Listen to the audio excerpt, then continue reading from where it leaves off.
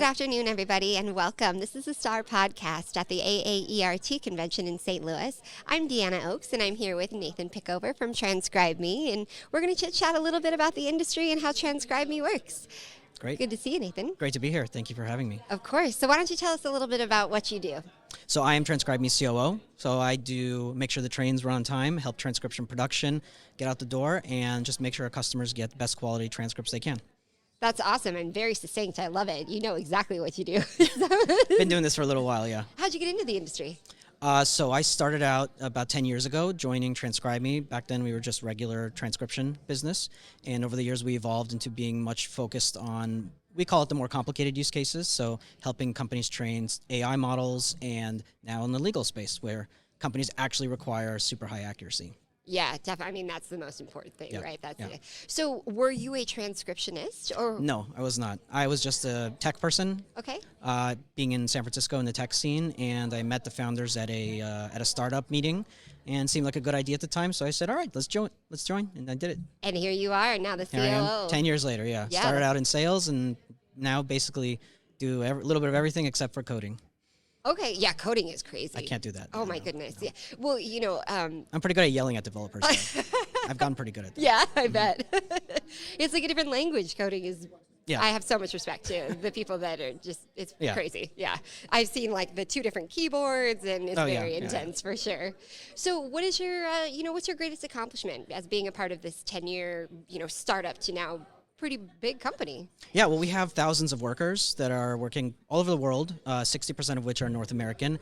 But the emails that we get from people saying like, hey, I've been able to help put my kid through college because I can't work a full-time job, or I have to take care of a sick parent, like providing ability for people who can't work full-time to be able to generate an income stream, and then just getting notes from people from every time zone, lots of different countries, just say like, hey, this has been really helpful, it's great. That makes the job rewarding, and that to me is the biggest accomplishment. That is a big accomplishment, and you should feel good about that. Well, thank you. Yeah. And so 60% is in North America, but that means almost half of it is spread across the country. So does Transcribeme have the capability to do all different languages? Yeah, so we do officially 10 languages, but unofficially we have use cases for pretty much every language that we'll try to source folks from within the native countries or native speakers.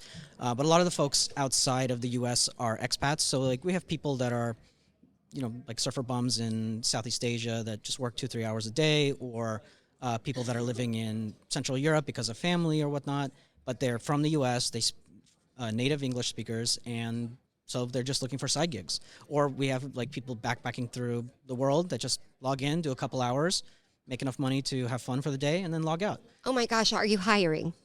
Yes, we are. And always looking for good quality people. And this is what I think is a really great part of this message, because so many people, especially now, right, in the last like month or two with the whole chat GPT and all of this AI sort of making this monumental leap forward, there's just throughout the world, not just in our niche industry, but people are literally scared that they're going to lose their livelihoods. And here you are telling me absolutely not. There are people that are backpacking across Europe. I could tell you with 100% certainty that as amazing as these technologies are, and they are amazing. I use ChatGPT almost on a daily basis for professional and personal use cases. With regards to transcription, they're not good for that. They're really good tools to help transcriptionists be more efficient, but for the foreseeable future, at least I think personally in our lifetime, you will always need a human in the loop. We're just trying to help make human transcriptionists as efficient as possible so that they can produce as much as they can with these tools available. Right, or backpack across Europe. I mean, both. yeah, all the above, yeah. Absolutely, which just sounds so amazing, right? I mean, it's the dream job if you think about it. You just get to be anywhere in the world and have access to this and make your own schedule, and it's really inspiring. Yeah. What about the obstacles, though? I mean, you have a lot to be proud of. Well, the biggest obstacle is transcription. If you've done it, is very difficult. You can't just sign up, do transcription. You have to, it's a skill set. You have to learn. You have to train. You have to constantly get feedback and improve yourself. So if you want to go down this road, you have to invest the time and energy into it. So we try to, again, find people that are not just looking to make a quick buck, but people who are willing to put in the time and effort. And we've built an infrastructure to do it. But the biggest obstacle is you have to stick with it because it is a difficult skill. You have to learn, you have to invest the energy. And if you do, then it's rewarding long term. But a lot of people don't want to do that. They just want to make a quick buck. So that's the biggest obstacle, is finding good people that are willing to stick it out, take the feedback, learn the skill, and then continue doing it down the road.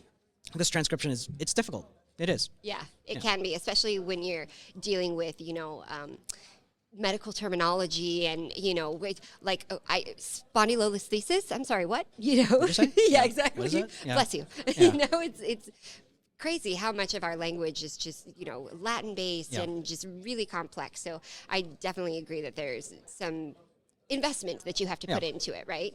What do you think are your long-term goals being with the company? So the long-term goals are to prioritize right now in the legal space to help the legal industry, which is apparently struggling with transcription production. So we're focused most of our energy right now on growing in this space, hence our partnership with Stenograph. So that's the biggest priority right now, but really our big focus is in finding ways to enable productivity gains from leveraging AI technologies to put as much of that as we can in front of the human workers so that they can be super efficient. So the ultimate goal is to be able to increase the take-home pay for workers by using as much technology as is available so that it's an everybody wins situation.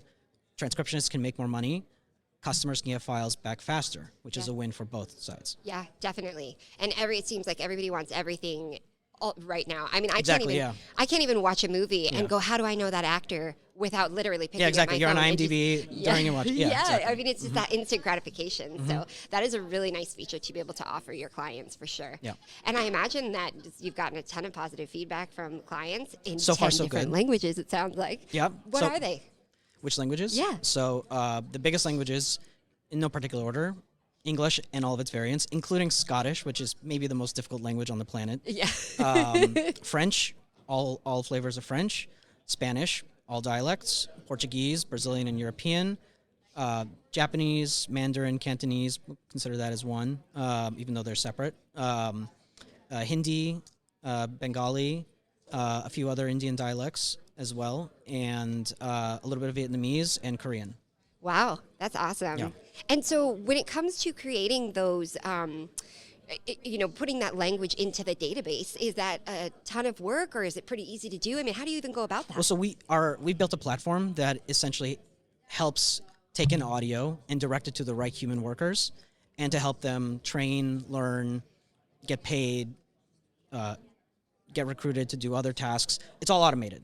So the humans just have to log in, pass the exams, and then they get access to whatever tasks they qualify for based on the exams they take. So we've spent the last 10 years building this infrastructure out to automate most of this process. So if you are a native Spanish speaker, you can create an account at Transcribeme, take an exam, the Spanish exam, pass that, get placed onto a team, and you get a ping when there's work available, or you just log in and get a task, and you do your task.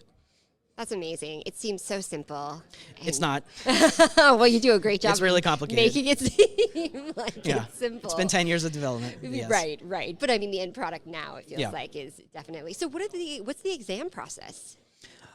Well, I can't go into too much detail because everyone's trying to game it all the time. But basically, my internal team creates exams from publicly available data, and we create questions that are around our style guide. And we try to create questions that make you actually pay attention to the style guide instead of just, hey, type out a transcript from a YouTube video. Okay, anybody can do that. But we want to make sure that the nuances of the transcription style guides for whatever the use case is. So we have, maybe 30 or 40 different exams you can take for different types of workflows. And we just have those available for people so they can take it, pass it. There's a qualitative or quantitative score, which is what is the difference between 100% correct and not. And then a human reviewer also to see what are the nuances? What are the qualitative? Is there potential here if they didn't pass, or is this, it's not going to work out? Yeah. And then they can take it again in 2 weeks. That's really cool that there's a little bit more analysis that goes on behind it, because I think we're finding out now, that people test differently, and it doesn't mean that they don't have the skill set. It's just because of the testing method itself. So even if you fail an exam, but you get close, or we think that there's potential, our team will give you the feedback, say, hey, try again, but you need to focus on X, Y, and Z. Yeah. Which is just because ultimately we want as many good quality people who are willing to put in the effort as possible. Yeah. And so when you say like the style guide, and that's kind of what the exam is about, is that generally focused on transcript production, or is it like courtroom procedures? I mean, what is the kind of... Yeah, so in order to get in the door, is a general exam. So it's just based on our regular style guide. once you get in and you demonstrate competency with general transcription work, then you can get access to different higher level teams, and that will include the legal, medical, AI, all the different more complicated use cases. We just want to make sure you're good at just regular transcription first, right? And then you can test into higher level teams. Yeah, which makes perfect sense, right? Yeah. You want to definitely, especially because, you know, we were just talking about how a lot of times people just kind of find themselves in these situations. And it's not necessarily, you know, when you're 7 and they go, what do you want to be when you grow up? You know, you're not like, I want to be in the legal field, you know, it's not usually a typical kind of a thing. So that makes perfect sense. And it seems like a great system so far, right? We built a whole career track for people. Most of my operations team started out as transcriptionists. Half of the people on our finance team started out as transcriptionists. So a lot of very good qualified people are looking for side gigs, and then eventually when they do have the ability to be employed full-time, then we try to find those people within our network. Yeah. So, yeah. That makes sense. It sounds really, really great. And I love that you're partnering with Stenograph, because Stenograph is just a real leader in this industry and has a lot of positive, you know, technology and energy and just a good message to try to bring everybody together to work together to make a better system. Exactly. Yeah. So you were part of the original startup conversation, you said, 10 years ago. I was, I think, the 7th employee in the company. Really? Yeah. And you said you have thousands now, or at least over 1,000? Well, we have thousands of workers in our platform. Okay. Yeah. Who might be like independent contractors? Independent contractors. Okay. So how many on the team from the 7? How many on the team from the 7? Like, you know, have you expanded now? There's 50 of you? Yeah, there's about 50. Okay. Exactly, yeah. Are you guys all best friends? Super best friends, except when I have to yell at someone right. for not doing what they're supposed to. Yeah. That is amazing. How did you even hear about the startup? Like, what brought you to that conversation? I was unhappy with the gig I had before. And wow, that's very common. Yeah, exactly. And I was going to different startup events just in San Francisco, and I met these two, the original founders at one of the events. They were, I don't even think they were pitching, they were just hanging out, talking to other founders. And yeah, and we just started having a conversation. A couple weeks later, I went in and met the rest of the team. And back then I was just doing sales, and I met their sales guys who were just basically interns, so they had no formal training. And I helped one close the deal on the spot, and I said, you know, the joke that we always have is, oh, if these two idiots can close the deal, anybody can close the deal. And yeah, so it seemed like a good idea at the time, and I was looking for something, and it just fit. Yeah, and there's just so much work out there that it really, you know, it has so much promise. You know, it makes a lot of sense.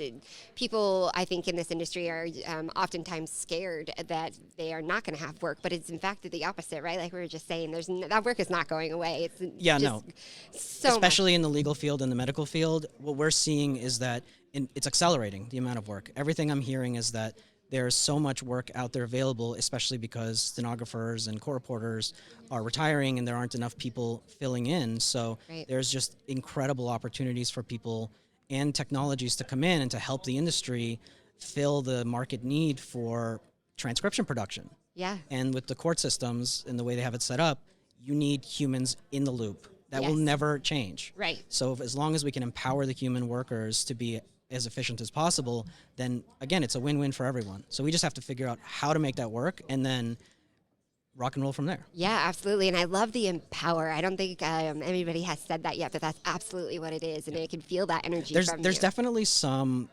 hesitance I've noticed about implementing new technologies. For sure.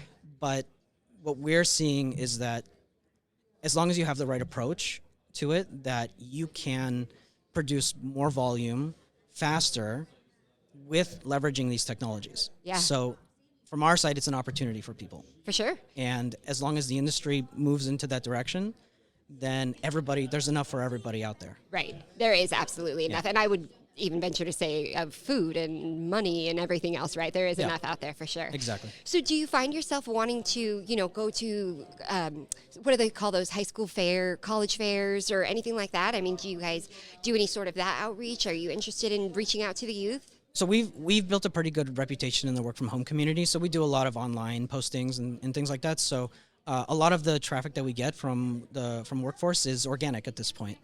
Which is nice because then you don't have to spend, you know, a lot of time and energy on it. Yeah. People find us. Yeah. But no, we post wherever we can on boards and just letting people know that there are opportunities, especially now if you have experience as a legal transcriptionist, we are more than happy to talk to you. Yeah, that's great. That's good to know. I mean, People are energized, I'm sure, after Yeah. hearing you talk about it. I am. I'm like, what have I been doing all this time? Well, it's been really great to talk to you. I really appreciate you taking the time, and I'm sure everybody is going to be interested in seeing if they can have an extra side gig working for your company after Well, great. this. Thank you so much. I appreciate it as well. Yeah, absolutely. Thank you guys for tuning in, and we will see you again next time.